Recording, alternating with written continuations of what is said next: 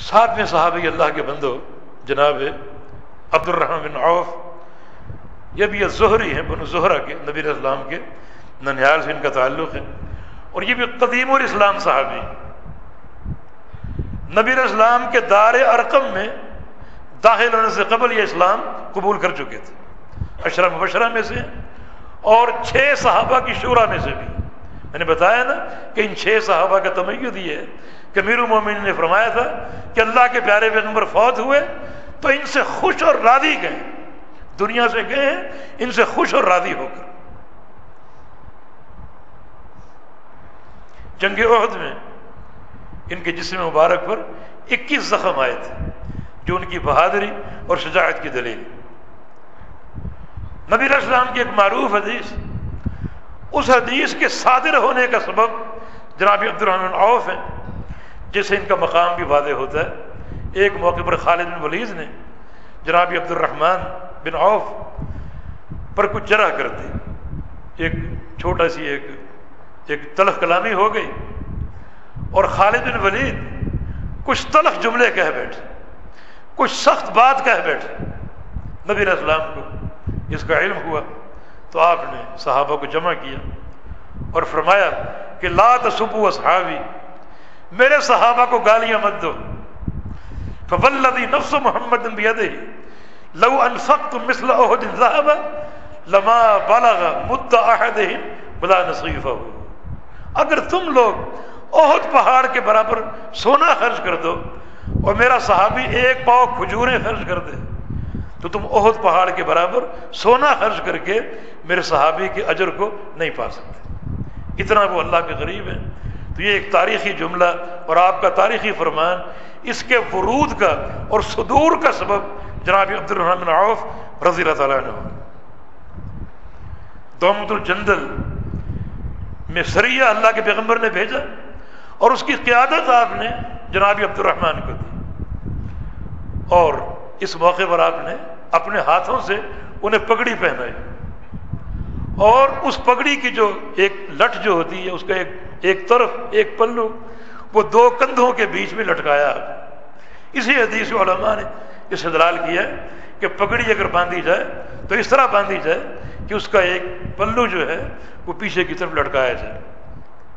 اس موقع پر آپ نے جناب عبد الرحمن سے کہا کہ اگر دومۃ الجندل میں فتح حاصل ہوگی تو میں تمہیں اجازت دے رہا ہوں، بلکہ حکم دے رہا ہوں کہ جو وہاں کا امیر یا بادشاہ ہے اس کی بیٹی سے تم نے وہاں نکاح کرنا، اس کی بیٹی آپ کے نکاح میں آئی۔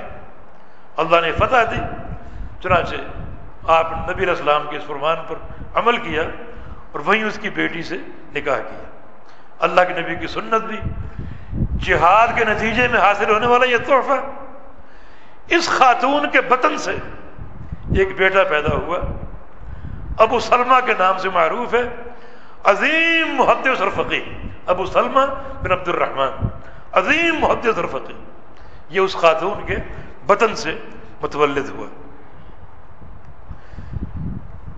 جناب عبد الرحمن رضی اللہ عنہ جس طرح ایک شجاع اور بہادر سپاہی تھے دین کے، اس طرح ان کا جو سب سے بڑا تمیز ہے وہ یہ تھا کہ بہت بڑے تاجر تھے، بلکہ آپ یہ کہہ لیں کہ قریش میں سب سے مالدار عبد الرحمن بن عوف تھے، قریش میں سب سے مالدار اور سرمایہ دار عبد الرحمن تھے، جس کو ان کو تشویش بھی تھی، اتنا مال میرے پاس، اتنا مال، یہ تشویش اکثر ان کو رہتی۔ ایک دن ام سلمہ ام المومنین کے پاس گئے اور جا کر یہ ذکر کیا کہ میں پورے قریش میں سب سے بڑا مالدار ہوں اور یہ بات میرے لیے تشویش کا باعث ہے، مجھے کچھ نصیحت کیجیے۔ کہا کہ عبد الرحمن کثرت سے صدقہ دو، یہ کثرت مال کا ایک ہی حق ہے، اس کو لٹا دو اللہ کی راہ میں۔ اور سنو، میں نے نبی علیہ السلام کی ایک حدیث سن رکھی، ان من اصحابی من لا یرانی ولا اراہ بعد ان افارقہ، کہ میرے کچھ صحابی ہیں مرنے کے بعد نہ وہ میری شکل دیکھ سکیں گے نہ میں ان کی شکل دیکھوں گا۔ بڑی تنبیہ ہے، یہ اشارہ کن صحابہ کی طرف ہے؟ یہ منافقین کی طرف، یہ بھی تو اپنے آپ کو صحابی کہتے تھے نا، اندر کفر چھپایا ہوا ہے، اوپر اسلام کو ظاہر کرتا ہے. تو کہا کہ عبد الرحمن یہ وعید موجود ہے، ایسا نہ ہو کہ مال کی محبت اور مال کا تنافس تمہیں اس وعید میں داخل کر دے. صدقہ دیا کرو کثرت سے. لیکن جناب عبد الرحمن ان کے صدقہ دینے کا انداز کیا تھا؟ نبی علیہ السلام کی زندگی میں ایک موقع پر اپنا آدھا مال صدقہ دے دیا، جو لاکھوں کروڑوں کی جائیداد تھا، آدھا مال صدقہ دے دیا.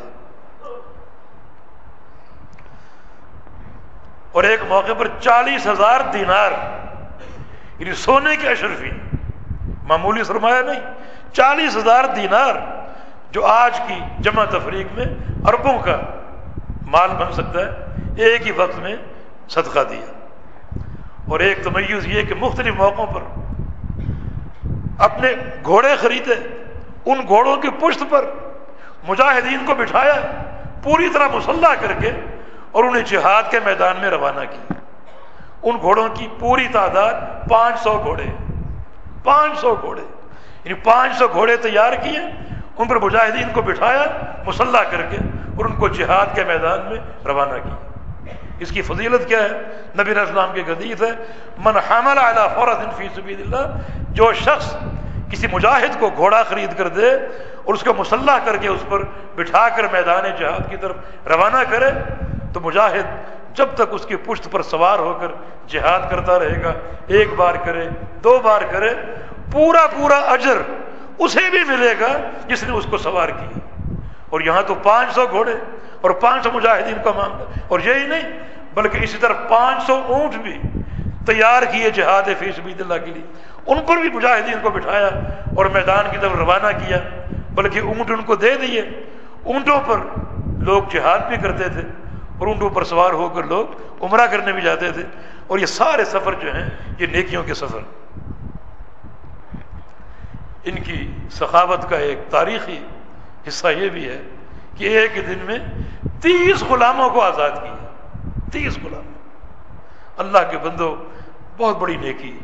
اور نبی علیہ السلام کی حدیث بھی ہے، من اعتق نسمۃ فی سبیل اللہ اعتق اللہ بکل عضو منہ کل عضو منہ من النار، کہ جو شخص اللہ کی راہ میں ایک غلام آزاد کر دے، اللہ تعالیٰ اس غلام کے ہر عضو کے بدلے اس شخص کے ہر عضو کو جہنم سے آزاد کر دے گا.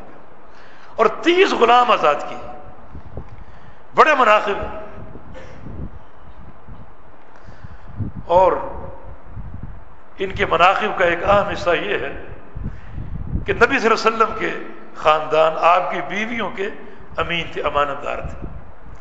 نبی علیہ السلام کی دعا بھی تھی کہ جو شخص میرے بعد میری بیویوں کی نگرانی امانت اور تقوی کے ساتھ کرے گا، وہ نیک ہے. البار الصادق، سچا اور نیک ہے. علی صحابہ میں روایت مذکور، سچا اور نیک. چونکہ جناب عبد الرحمن مالدار تھے، چنانچہ اس مہم پر وہ فائد ہو گئے. اللہ کے پیارے پیغمبر کی بیویوں کی نگرانی اور ان کی کفالت اور جو بھی ان کی ضرورت ان کو پورا کرنا. اور خاص طور پہ ایک کام بڑی توجہ سے کرتے، جب بھی حج کا وقت آتا تو اپنا قاصد بھیجتے کہ آپ کا حج کا ارادہ ہے. اگر ارادہ ہوتا ان کے لیے سواری تیار کرتے، ایک ہودج جس کو ڈولی بولتے ہیں پردے کے لیے، وہ تیار کرتے، ان میں بٹھاتے اور کچھ بندے معمور کرتے ان کو لے جانے کے لیے، لانے کے لیے اور سفر کے دوران پوری نگرانی کے لیے. نبی علیہ السلام کی دعا کہ جو میرے اہل کی اس طرح نگرانی کرے گا وہ صادق اور بار ہے. تو اس نیکی کا شرف بھی انہیں حاصل. وفات کے وقت روتے ہوئے پائے گئے. پوچھا کہ کیوں رو رہے ہو؟ کہا کہ مجھے ڈر ہے کہ جو مال اور دولت، ثروت اور دولت اللہ نے ہماری نیکیوں کا بدلہ ہمیں دنیا ہی میں نہ دے دیا. فرماتے ہیں کہ مجھ سے بہتر امیر حمزہ تھے، انہیں کفن نصیب نہیں ہوا. مجھ سے بہتر مصعب بن عمیر تھے، ان کے مال میں ایک چادر تھی، کفن کے لیے سر ڈھانپتے تو پاؤں ننگے ہو جاتے، پاؤں ڈھانپتے سر ننگے ہو جاتے. یہ سب مجھ سے افضل تھے. تو اگر یہ مال فضیلت اور شرف کا باعث ہے تو ان کو کیوں نہ ملا؟